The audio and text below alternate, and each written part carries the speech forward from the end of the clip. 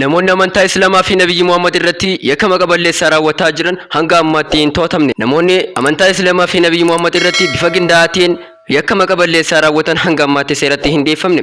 Abbichuu Nagaasaa fi Leelloo Nagaa abbaa warraa fi haadha warraa magaalaa Shaggar naannoo Sulultaa jiraatan yoo ta'an hordoftoota amantaa waaqeffannaati. Haati fi abbaa warraa kun karaa miidiyaalee hawaasaa isaaniitiin ergaalee irra deddeebiin maxxansaniin amantaa Islaamaa maqaa xureessuuf xayyaalan yoo ta'u Nabi Muhammad sallallahu alaihi wasallam irratti duula qaballeessaa gaggeessu. Namoonni kunneen hiriyoota isaanii wajjin ta'uudhaan Quraanni waan jedhe kan hin ta'in Quraanaa jedhe jechuudhaan kan gabaasan amantaa Islaamaa irratti qoosaa turuun isaanii ni beekama. Dhimmi maatii kun halkan edaa irraa kaasee ijoo miidiyaa kan ta'e yoo ta'u namoonni hedduun bu'uura seera cabsanii amantaa irratti yakka kan raawwatan waan ta'aniif seeratti nuuf haa dhiyaatan jechuun sagalee dhageessifataa fi gocha badaa kana balaaleffataa jiran ta'ullee namoonni kunneen hanga ammaatti seeratti hin dhiyeeffamne.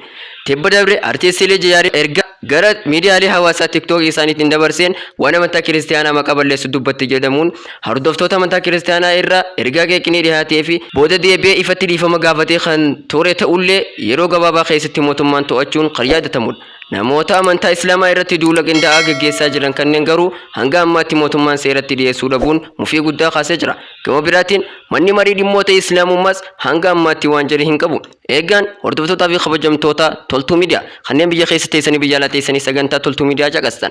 Kanaaf sagantaan ammaan tanaaf qabannee dhufne bifa qindaa'aadhaan kana fakkaata. Sagantaa agartee duula maqaa balleessaa fi Nabi Muhammad alayhi salaatu wassalaam maqaa balleessuu fi amantaa Islaamaa irratti gaggeeffamaa jirudha.